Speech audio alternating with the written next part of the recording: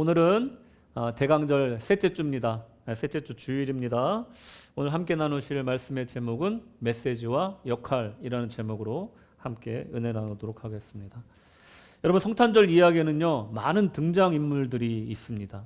요셉과 마리아, 목자들, 사가랴, 엘리사벳, 안나, 시므온, 헤롯 왕, 그리고 동방박사들 등등 여러 사람들이 등장합니다. 이들은 예수님의 탄생과 관련하여 각각 다른 방식으로 인도를 받고 이 고유한 역할을 부여받았습니다. 이들의 공통점은 메시지를 경청했고 또 지시를 충실히 행했다는 것이 있고요. 또 다른 공통점은 이들 모두 자신들의 진정한 역할이 무엇인지 처음에는 몰랐다는 것입니다. 예수님의 탄생은 완벽한 하나님의 계획과 또 많은 사람들의 역할 수행으로 이루어졌다는 것을 우리는 이 사건을 통해서 알 수가 있는 거죠. 우리에게도 아주 중요한 메시지를 주는 부분입니다. 그리고 우리가 영적으로 깨어있고 기다리고 있다면 이 메시지를 우리도 캐치할 수 있다는 것이고, 그리고 그 지시에 순수하게 순종할 수 있다면 우리도 영광스러운 일에 한 역할을 감당할 이 특권을 누릴 수 있다는 것을 보여주는 것입니다. 여러분, 이 대강절 아기 예수님을 만나러 가는 그 길 위에 우리도 서 있다는 것입니다. 구주가 나신 그 작은 마을 베들레헴으로 가는 길에서 우리를 인도하는 큰 별과 자세한 일의 정황을 알려주는 이 신령한 음성은 어떤 방식으로 전달되었는지 살펴볼 것입니다. 그것은 현대를 살아가는 우리에게 마찬가지로 매우 중요합니다. 오늘 이 대강절 셋째 주에 나에게 주시는 메시지와 역할을 발견하시는 복된 시간 되시기를 주님의 이름으로 축원합니다. 아멘. 첫 번째로 메시지 전달 방식을 한번 보겠습니다. 그 메시지 전달 방식이 여러 가지가 있는데, 첫 번째로 메신저를 통한 메시지 전달 방식이 있는데, 성탄절의 소식을 전하는 대표적인 방식은 뭐니 해도 천사가 전해주는 방식입니다. 천사는 하나님의 메신저입니다. 하나님의 뜻을 전달하는 존재인 거죠. 또 천사가 나타나셨다는 것은 그 자체로 하나님의 메시지라는 확실한 증거입니다. 이것만큼 확실한 증표는 없습니다. 만약에 천사가 나타나서 여러분에게 무엇인가 명령한다면 여러분 주저하지 마시고 꼭 따라야 된다는 걸 꼭 기억하시기 바랍니다. 여러분 혹시 천사를 만나보신 적이 있습니까? 이제 사랑꾼 남편들은 제 아내가 천사입니다, 막 그런 거 말고요. 그런 거 말고 진짜 천사, 영적인 존재로서의 천사, 정말 만나보신 적 혹시 있으시면 꿈에서라도 그런 분들은 아실 거예요. 이거는 내가 거역할 수가 없는 메시지다. 이건 내가 정말 순종할 수밖에 없는 메시지다 라는 걸 그 만나보신 분들은 아시게 될 거라는 거예요. 이렇듯 믿음이 약하거나 아주 중요한 일을 맡았거나 아니면 확실한 증거를 주어 분명히 따르게 하기를 하나님께서 원하실 때, 그때 우리에게 천사를 보내주신다는 거예요. 영적인 체험을 하게 해주신다는 거예요. 마태복음 2장 13절을 보시면, 그들이 떠난 후에 주의 사자가 요셉에게 현몽하여 이르되 헤롯이 아기를 찾아 죽이려 하니 일어나 아기와 그의 어머니를 데리고 애굽으로 피하여 내가 내게 이르기까지 거기 있으라 하시니. 아멘. 오늘 본문 오늘 읽은 말씀에도 동방박사들이 헤롯에게 돌아가려고 할 때 헤롯에게 돌아가지 마라 하고 천사가 전해줘요. 그리고 요셉과 마리아에게도 빨리 그곳을 떠나서 애굽으로 피난하라 하고 알려준 것도 천사라는 거예요. 여러분, 요셉과 마리아는 운명적인 순간마다 이 천사가 꿈에 나타나 정확한 목적지와 이 시기와 이유까지 모두 직접적으로 자세하게 알려줬다는 걸 우리가 성경을 통해서 알 수가 있습니다. 그 결과 지체하지 않고 위험한 장소를 떠날 수 있었다는 것입니다. 성경에는 기록되어 있지 않지만 애굽에 피난 가서 2년에서 3년 정도 머물렀다고 그래요. 근데 그 기간 동안에도 분명히 중간중간 지금 아니다, 또 아니면 그때가 갈 때가 됐을 때도 천사가 나와서 이야기를 했던 것을 우리가 성경을 통해서 알 수가 있다는 거예요. 이렇게 자세하게 천사를 통해서 그야말로 다이렉트하게 하나님께서 메시지를 주는 건 정말 특별한 경우라는 거예요. 그리고 아주 중요한 일이라는 것을 알려줄 수가 있다는 것입니다. 신자라면 누구나 이런 정확하고 확실한 인도를 받아보고 싶을 겁니다. 우리 하나님이 좀 나한테도 이렇게 천사를 보내주셔서 좀 확실하게 나에게 사명을 주시면 내가 좀 온 인생을 바쳐가지고 하나님께 헌신할 텐데, 나도 요셉처럼 순종할 수 있을 텐데 라고 하는 아쉬운 감정이 여러분 들어본 적이 있으실 거예요. 왜 항상 돌려서 얘기하시나? 우리 하나님은 충청도 사람인가? 이런 생각 해보신 적 혹시 있으세요? 왜 우리 하나님은 직접적으로 천사를 보내셔서 광태야, 너가 뭐 저쪽 중동으로 가라, 뭐 아니면 너 저쪽 라켄바로 가라, 뭐 이렇게 좀 알려주시면 내가 정말 목숨을 걸고 헌신할 텐데 왜 나에겐 요셉처럼 나타나지 않으실까? 아쉬운 감정이 드실 거예요. 근데 우리에게 이미 여러 가지 뜻을 다른 방법으로 보여주셨기 때문에 천사까지는 필요 없어. 그렇기 때문에 우리에게 천사를 보내주지 않은 걸 수도 있다는 거예요. 이 웬만하면 급박한 순간이 아니고 웬만하면 큰일이 아니면 우리 천사를 우리가 볼 일은 평소에는 없을 것이라는 겁니다. 아주 큰 역사를 이루시기 위해 또는 확신을 더해주어 확실하게 순종할 수 있게 하기 위해서 이 천사를 보내주신다는 거예요. 여러분, 그렇다고 해서요, 천사를 만나는 사람들이 꼭 믿음이 약한 것은 아닙니다. 요셉과 마리아가 믿음이 약했다고 하기보다는 그들이 받은 그 역할이 워낙에 중요하고 컸기 때문에 하나님은 천사를 사용하신 겁니다. 이 완벽한 비유는 아니지만 여러분, 터미네이터란 영화를 아시잖아요. 미래에서 사이보그가 와서 미래의 인류를 구할 어떤 인류의 지도자인 존 코너를 어린 시절에 죽지 않게 보호해주는 역할로 미래에서 이게 로봇가 와서 이제 뭐 보호해준다, 뭐 이런 내용이 이제 터미네이터 영화의 그런 설정이잖아요. 뭐 정확한 예는 아니겠지만 비슷한 예가 될 것 같아요.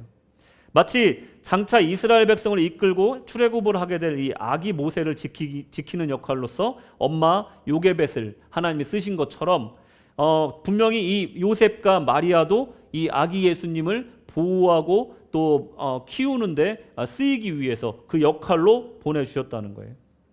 유대 전승에 의하면요, 모세의 아버지 아므람과 누나 미리암 꿈에 천사가 나타나서 모세가 장차 민족의 지도자가 될 것이라고 메시지를 전했다고 요세푸스는 기록하고 있습니다. 이처럼 구속사에서 가장 큰 일, 아주 귀한 일, 정말 이것을 매번 하나님께서 천사를 통해서 메시지를 전했다. 첫 번째로 메신저인데 그것은 천사였다. 두 번째는 바로 징조입니다. 징조. 하나님이 메시지를 전달할 때 이 징조를 또 사용하십니다. 이것은 영어로 얘기하면 사인인데요. 말하자면 징조는 하나님의 임재와 약속의 성취를 알려주는 이 힌트와도 같다. 여러 가지 있겠지만 대표적인 게 뭐가 있냐면 노아에게 하나님이 주신 징조가 있어요. 뭘까요? 여러분 아시죠? 주일학교 때 많이 배우셨잖아요. 노아의 징조 뭡니까? 무지개. 정답입니다. 예, 무지개가 있습니다. 무지개. 선물이 없어서. 자, 창세기 9장 13절 보겠습니다.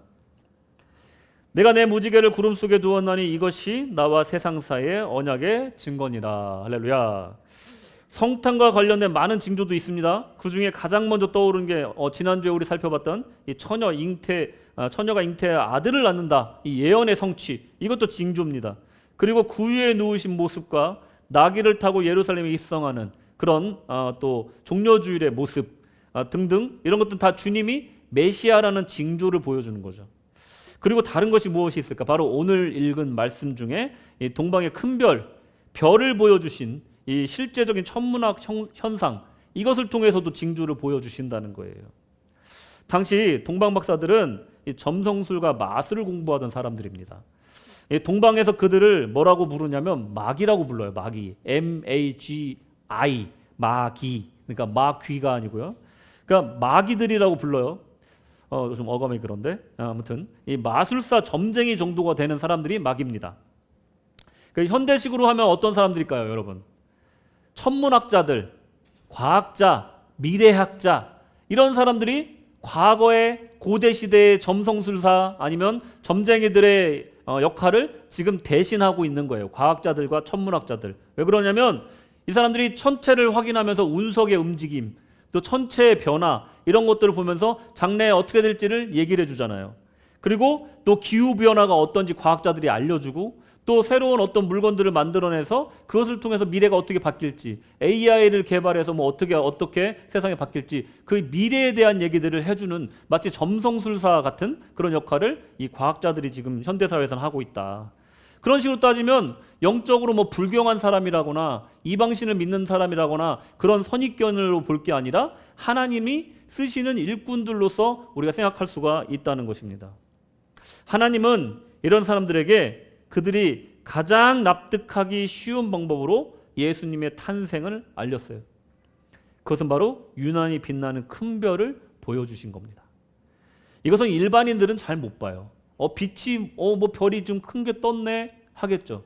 근데 점성술을 공부한 사람들에게는 너무나 특별한 사건이고 우리가 저것을 꼭 보러 가야겠다라는 마음의 결단이 생길 수밖에 없기 때문에 하나님이 이 방법을 사용하신 겁니다. 유난히 빛나는 큰 별, 이것은 일반 은총을 사용하시어서 특별 은총으로 우리를 인도하는 방식이라는 거예요. 우리 삶 속에 여러분 만나는 수많은 사건들이 일반 은총으로 있습니다. 예를 들면 우리가 TV로 보는 뉴스 기사나 영화의 대사와 책의 한 구절, 그리고 우리가 만나는 사람들로 우리를 하나님의 말씀과 그분의 뜻 가운데로 이렇게 이끄는 일반 은총에서 특별 은총으로 우리 이끄는 방식이 낯선 방식이 아니라 원래 하나님의 방식이었다는 거예요. 누군가는요, 길을 걷다가 핀 들풀을 보면서도 하나님의 은혜를 생각하는 사람이 있다는 거예요. 그게 바로 일반 은총이 특별 은총으로 바뀌는 거예요. 나같이 이렇게 부족한 사람이, 이 들풀처럼 부족한 사람이 하나님에게는 너무나 귀한 존재구나, 그러면서 감동하여서 찬양하는 사람, 그 사람이 바로 일반 은총을 특별 은총으로 승화시키는 신앙인이라는 것입니다. 하나님은요, 나의 일생과 또 나의 10년 가운데 이 동방의 별과 같이 유난히 빛나는 한 순간을 주십니다. 일반 은총이 특별 은총으로 내 안에 반짝반짝 빛나는 순간이 우리의 삶 속에는 있다는 거예요. 예를 들면 첫 아이가 태어나던 날 생명의 고귀함과 소중함을 느끼며 어렴풋이 하나님을 불러보게 되는 것. 또 다른 예로는 죽음의 그늘이 드리워졌을 때 인간은 신의 존재를 느끼게 된다는 것입니다. 우리의 순간순간이 바로 하나님께서 보여주시는 바로 그 별의 순간이라는 것입니다. 이것이 우리 인생에서 유난히 빛나는 별이 뜨는 순간, 하나님의 은혜를 깨닫는 특별 은총의 순간이라는 것입니다. 동방 박사들은 유난히 빛나는 별로 아기 예수께로 인도하였듯이 우리 인생 속에 큰 빛과 유난히 반짝이는 순간을 통해서 하나님께로 우리를 인도하신다는 걸 여러분 기억하시고 그 메시지를 놓치지 마시기 바랍니다. 우리가 동방 박사들처럼 그 메시지를 발견할 수 있다면 아주 특별한 영광스러운 일에 참여할 수 있게 될 줄로 믿습니다. 자, 이제 메신저가 천사, 징조 두 가지를 봤어요. 이제 내적 감화로 주신 메시지가 있습니다. 하나님의 메시지는 특별한 사건이나 메신저를 통해서도 전달을 하지만 성도들에게는 아주 특별한 이 믿음적인 영적인 방법으로 이미 이 메시지를 들을 수 있는 전달 체계를 구축을 해 놓으셨어요. 믿는 사람들의 특권입니다. 이거는 한 네 가지 정도로 보겠는데, 첫째로 말씀을 통해서 우리에게 메시지를 주시는 거예요. 여러분, 우리가 뭔가 길을 잃었다, 아니면 방황하고 있다, 하나님의 뜻을 모르겠다, 그럴 때 여러분 딴 거 하실 필요 없습니다. 말씀을 읽으십시오. 그러면 뜻을 알게 된다는 거예요. 디모데후서 3장 16절 함께 읽겠습니다. 시작. 모든 성경은 하나님의 감동으로 된 것으로 교훈과 책망과 바르게 함과 의로 교육하기에 유익하니 이는 하나님의 사람으로 온전하게 하며 모든 선한 일을 행할 능력을 갖추게 하려 함이라. 할렐루야. 모든 성경은 하나님의 감동으로 된 거예요. 하나님의 숨결이 닿지 않은 것이 없어요. 거기 안에는요, 하나님의 교훈, 하나님의 책망, 우리를 또 바르게 하고 우리를 또 교육하는 그런 말씀이 담겨 있다는 거예요. 그것은 우리를 하나님의 사람으로 온전하게 해주고 우리가 어디로 가야 될지, 무엇을 해야 될지를 알려주신다는 거예요. 하나님 말씀을 통해서 메시지를 전달할 뿐만 아니라 이 모든 것들까지 우리를 온전하게 하기까지 한다는 거예요. 말씀은요, 또한 우리를 변화시킵니다. 우리가 잘못 가고 있다거나 잘못 생각하고 있을 때 우리의 생각을 바꿔요. 우리의 가치관을 바꿉니다. 우리의 의지를 꺾어요. 그래서 올바른 길로 우리를 이끌어준다는 거예요. 그러니 말씀을 읽어야 되겠습니까? 안 읽어야 되겠습니까? 성도라고 한다면요, 말씀을 읽으셔야 된다는 거예요. 우리가 기도도 해야겠지만 말씀을 읽으면서 기도를 해야 되는 이유가 여기 있는 거예요. 공중에 대고 주먹질하는, 허공에다 주먹질하는 그런 장수와 같이 기도하는 것이 아니라, 이방인처럼 중언부언하는 기도가 아니라 말씀을 붙들고 기도를 해야 된다는 거예요. 주 예수를 믿으라. 그래야만 너와 내 집이 구원함을 얻으리라. 할렐루야. 하나님 저를 구원하셨잖아요. 그리고 내가 예수를 믿으면 너와 내 집이 구원하여 주시겠다 말씀하셨잖아요. 그러면 우리 가족 구원하여 주시옵소서. 할렐루야. 말씀 붙들고 기도하시는 거예요. 그냥 허공에 대어 구원해달라고 기도하는 게 아니라, 하나님 이렇게 말씀하셨잖아요. 이 말씀대로 이루어 주시옵소서. 하나님 말씀 믿습니다. 할렐루야. 이 기도가 강력한 줄로 믿으시기 바랍니다. 자, 말씀을 보면요, 거기 안에 하나님의 뜻과 메시지를 우리가 찾아낼 수가 있는 거예요. 자, 정기적으로 꾸준하게 말씀을 보는 그 습관을 우리가 정말로 필요로 하는 이유가 여기 있습니다. 그럼 두 번째로 뭐가 있냐? 기도와 간구가 있어요. 기도와 간구. 빌립보서 4장 6절 7절 보시면, 요즘에 제가 많이 암송하는 말씀인데, 아무것도 염려하지 말고 다만 모든 일에 기도와 간구로 너희 구할 것을 감사함으로 하나님께 아뢰라. 그리하면 모든 지각에 뛰어난 하나님의 평강이 그리스도 예수 안에서 너의 마음과 생각을 지키시리라. 할렐루야. 여러분, 불안하세요? 두려우세요? 혹시라도 걱정되는 일이 있으십니까? 염려되는 일이 있으십니까? 이 말씀을 외우십시오. 아무것도 염려하지 마십시오. 염려할 시간에 뭘 하라고요? 기도와 간구. 제가 지지난주에 말씀드렸죠. 기도는 하나님의 나라를 위한 것, 교회를 위한 것, 하나님의 뜻을 위한 큰 기도. 간구는 뭐라고요? 긴급하고 개인적인 것, 나의 비밀한 부분, 사람한테 말할 수 없는 그 부분을 하나님과 나누면서 교제하라는 거예요. 그러면 내 안에 염려가 사라지고 뭐가 생긴다고요? 하나님의 평강이 내 안에 임한다는 거예요. 그리고 두려워하던 마음을 지켜주신대요. 더 이상 두려워하지 않게. 그리고 나의 생각도 지켜주신다는 거예요. 올바로 갈 수 있게끔. 이 말씀 깊이 묵상해 보십시오. 기도가 이래서 중요한 겁니다. 이 기도와 간구를 통해서 내가 어디로 가야 될지, 무엇을 해야 될지 하나님이 보여주신다는 거예요. 염려할 때는요, 하나님의 뜻이 보이지 않습니다.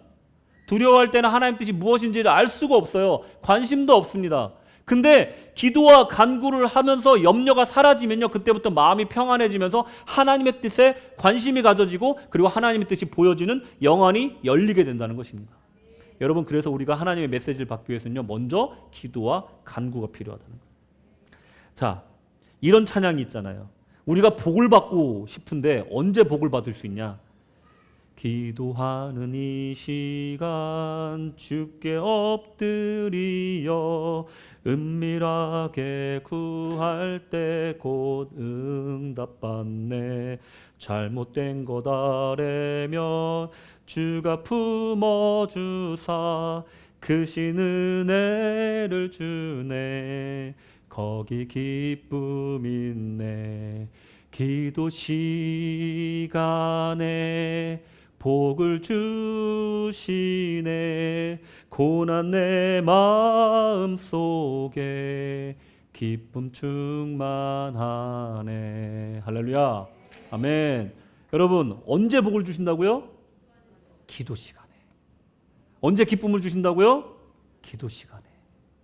복 받길 원하면서 기도하지 않으면 복을 받을 수가 없다는 거예요. 여러분, 우리가 기도해야 되는 이유가 이렇게 많다는 거예요. 자, 그러면 또 어떤 걸로 우리에게 메시지를 주냐? 성령의 감동하심으로 우리에게 메시지를 준다는 거예요. 로마서 8장 14절. 무릇 하나님의 영으로 인도함을 받는 사람은 곧 하나님의 아들이라. 아멘. 여러분, 내 뜻대로 사는 사람 하나님의 아들 아닌 거예요. 이 말씀에 의하면 하나님의 자녀가 아닌 겁니다.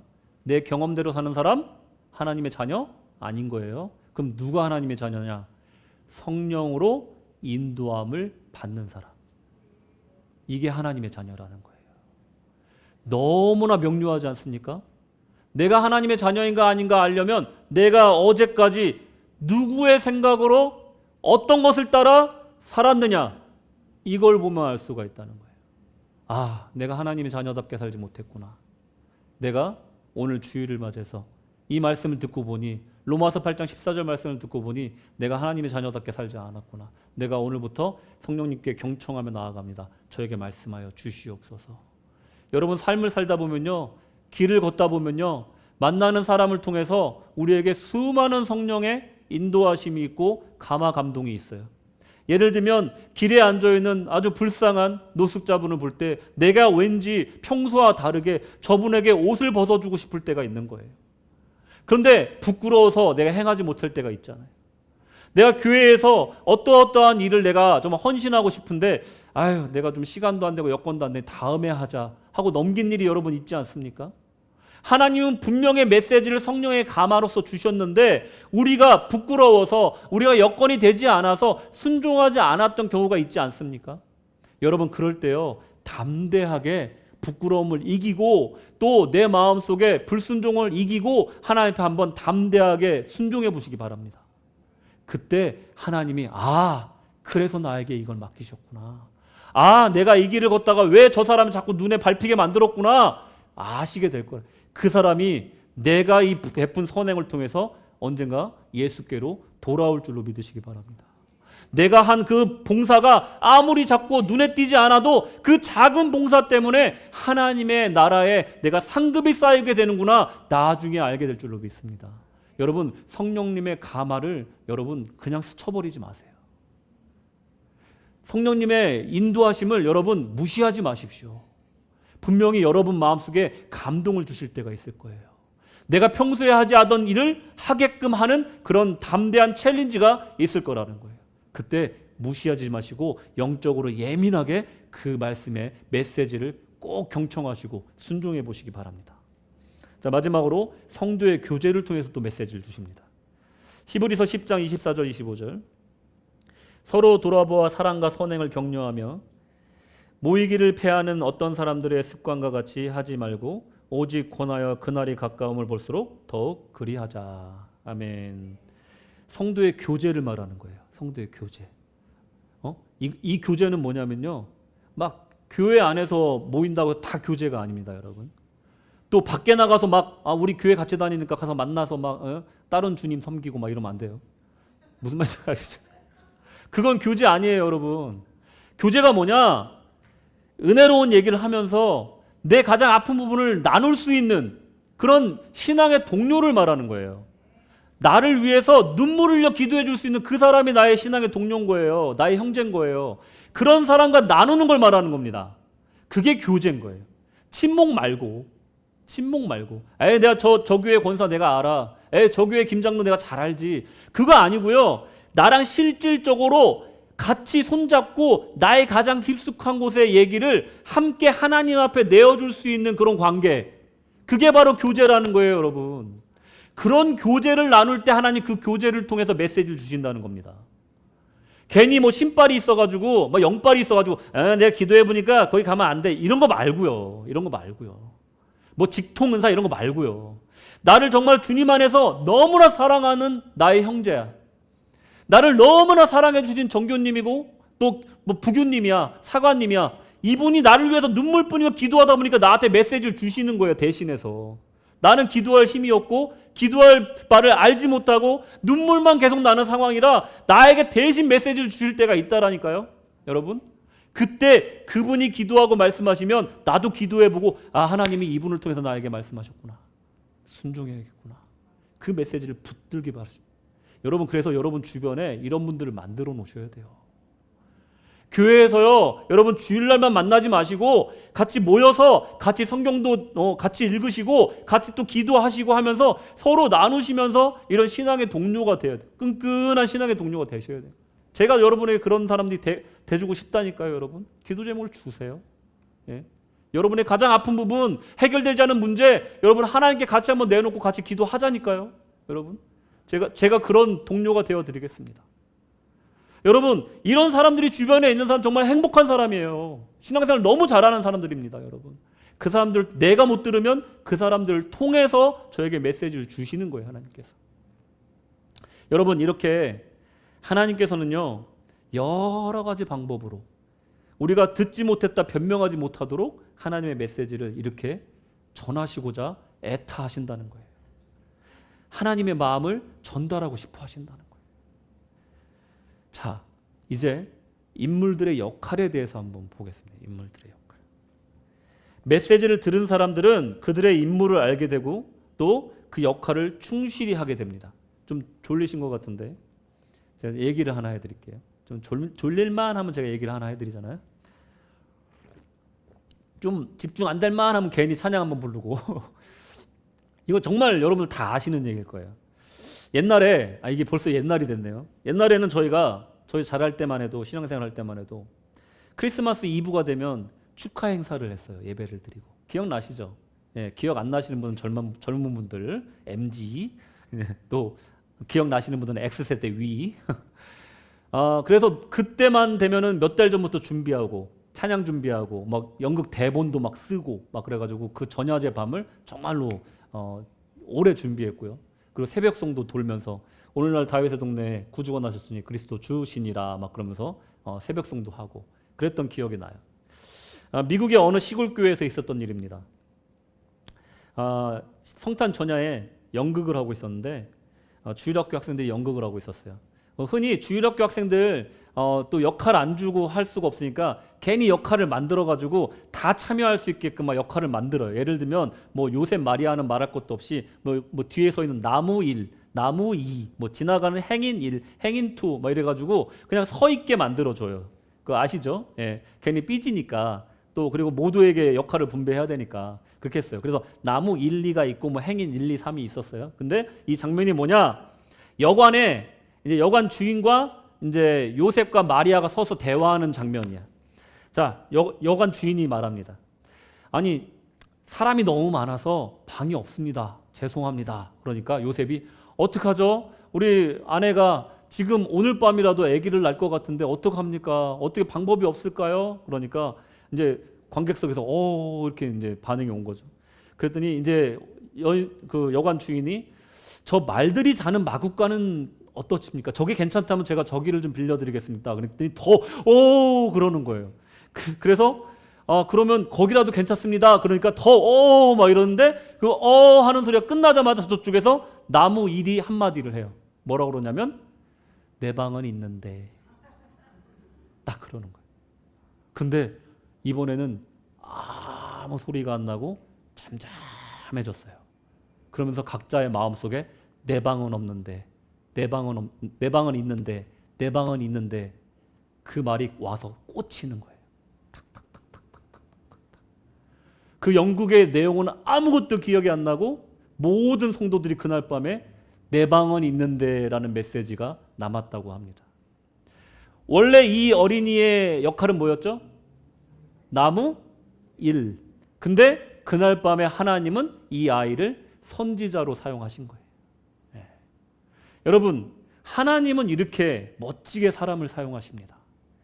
정말로 하나님께서는 우리가 기대하는 것보다 훨씬 더 우리를 정말 영광스럽게 사용하시길 원해요. 예수님의 탄생 과정에서 하나님의 메시지를 들은 사람들은 다 자신의 역할에 충실했습니다. 마리아는 처녀 잉태, 예언 성취, 순종의 모델을 보여주셨고요. 보여주세요. 요셉은 다윗의 가문 예언 성취, 위기의 리더십과 신실함, 또 아기 예수님의 법적인 보호자로서의 역할을 감당했고, 세례 요한은 주의 길을 예비하고 시대 전환하는 마지막 선지자의 역할을 감당했습니다. 시므온과 안나는 경건한 신앙생활의 증인이 되었고 또 기다림의 모형이 됐고 구약의 신앙의 승계의 역할을 했습니다. 목자들은 가장 낮은 자들에게 먼저 오시는 주님의 모습을 보여줬고 이 보편적인 구주, 그러니까 우리 모두의 구주이신 예수님을 나타내는 그런 상징으로서 이 목자들을 사용하셨다는 거예요. 여러분, 심지어 헤롯은요 세속의 권력 그리고 대적자, 이 사탄의 도구라는 역할까지 맡고 있었습니다. 또 생각해 보세요. 마국간, 말구유, 이것은 주님의 겸손함을 보여주시고요. 또 마국간이라는 것은 주님이 오시는 곳은 아무리 누추한 곳이라도, 아무리 절망적인 곳이라도, 아무리 악취가 풍기는 곳이라도 주님이 오신다면 그곳은 거룩하고 영광스러운 곳이 될 수 있다라는 이 메시지를 전달하는 곳이 바로 마국간입니다. 사물부터 시작해서 생명들까지, 동물들까지, 사람들까지 각자의 모든 역할들이 있었다는 것입니다. 목동들은요 자기 일을 충실히 하고 양들이 잠든 시간에 아기 예수님을 찾아와 경배했습니다. 하나님은 그들의 형편을 인정해 주시고 그들의 깜냥에 맞게끔 이런 역할을 맡겨주신다는 거예요. 또 재력과 시간이 허락된 동방박사들은요 비싼 예물을 준비했고요. 그리고 긴 여행을 할 수 있도록 그들에게 역할을 맡겨주셨다는 거예요. 자, 반면에 하나님께서는 또 감당하기 힘든 일을 우리에게 주실 때도 있어요. 그때는 초자연적인 권능으로 믿음을 불어넣어 주시고 그리고 할 수 없는 우리에게 할 수 있는 능력을 불어넣어 주신다는 거예요. 예를 들면 마리아 같은 경우죠. 처음에 마리아가 그 10대 소녀가 임신을 하였을 때 그 마리아와 요셉은 정말 절망적인 상황이었습니다. 정말 이해할 수 없는 고통스러운 상황이었지만 이 천사를 통해서 시시때때로 보내주시면서 하나님의 메시지를 분명히 전달하고 믿음으로 할 수 없는 일을 할 수 있게끔 만들어 주셨다는 것입니다. 우리는 때론 철저하게 고독한 시간을 보낼 때가 있습니다. 가끔은 아무도 없는 방 안에 어둠 속에서 조용히 눈물을 훔치는 날도 있습니다. 어렸을 때는 그럴 때마다 부모님이 함께 하셨지만 어른이 돼서는 누구에게도 하소연할 수 없는 정말 지독한 고독 가운데 던져질 때가 있습니다. 어쩔 수 없이 내가 해결해야 되는 문제, 어쩔 수 없이 이것은 내가 감내해야 될 십자가 같은 그런 문제들, 그럴 때 세상 사람들이 얼마나 고통스럽고 얼마나 외로울지 정말 신앙을 가진 사람으로서 그들이 너무나 긍휼한 마음으로 바라보게 됩니다. 신앙을 가진 사람도 마찬가지입니다. 믿음이 약해졌을 때, 하나님이 저거 멀리 계신 것 같을 때, 그때는 나는 그와 같구나, 누구도 내 옆에 있지 않구나 하면서 이 엄청난 일을 내가 어떻게 감내해낼까 하면서 눈물만 흘리고 기도할 바도 알지 못하고 그저 엎드려 있을 때가 살다 보면 있지 않습니까? 그때 우리 하나님께서 함께 하신다는 겁니다. 우리가 할 수 없는 그 일을 하나님께서 우리에게 할 수 있게끔 믿음을 주시고 없는 믿음도 있게 하시고 우리가 볼 수 없는 것도 만들어서 천사를 보여주시고 우리가 믿음을 가질 수 있게끔 우리를 인도해 주신다는 것입니다. 하나님은요, 우리가 할 수 없는 일을 억지로 시키시는 분이 아닙니다. 우리가 하기 싫어하는 그 일을 그냥 끌고 다니면서 순종하라고 강요하시는 분이 아닙니다. 유명한 성화가 있잖아요. 예수님께서 어두운 밤에 문 밖에 서서 문을 두드리고 있는 성화가 있습니다. 그림이 있어요. 근데 그 그림을 잘 보면요, 바깥쪽에는 문고리가 없습니다. 안쪽에만 문고리가 있어요. 우리 예수님의 인격을 표현하는 그림이에요. 우리의 마음 속에 안쪽에 우리가 열어드리지 않으면 그 문을 부시고 들어올 수도 있는 그 예수님의 권능을 가지신 분이 절대 부시고 들어오지 않고 그 문을 놓고 하시면서 따스한 음성으로 우리를 부르신다는 것입니다. 내가 너와 들어가 너와 더불어 살리. 내가 네 마음을 안다. 지금은 힘들지만 문 한번 열어주겠니? 내가 너를 안아주고 싶다. 우리 주님은 바로 그런 분이심을 여러분 기억하시고, 하나님이 나와 함께 하시고 싶은 이유로 나에게 메시지를 주시는 것이고, 나에게 역할을 주심은 나에게 힘든 짐을 지어주기 위함이 아니라, 이 짐을 주는 것이 아니라 이 자그마한 역할, 이 역할을 통해서 너와 함께 걸어가고 싶다라는 주님의 메시지임을 여러분 기억하시기 바랍니다. 말씀을 마치겠습니다.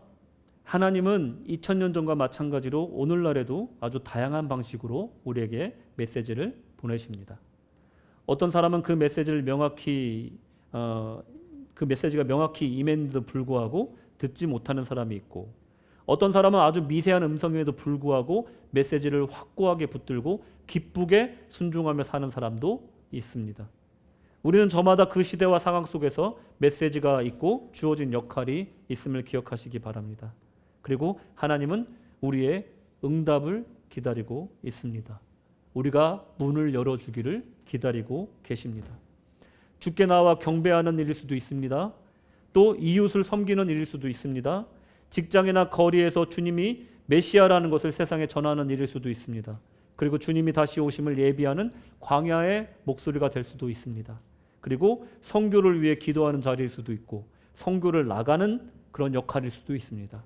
사랑하는 성도 여러분, 오늘 여러분의 영적 메시지함을 확인해 보시기 바랍니다. 2000년 전 그들이 그랬듯이 오늘 하나님의 메시지를 듣고 하나님의 거룩한 역사에 동참하여 거룩하고 위대한 일을 이루는데 동참하는 복된 성도님들 되시기를 주님의 이름으로 축원합니다. 아멘.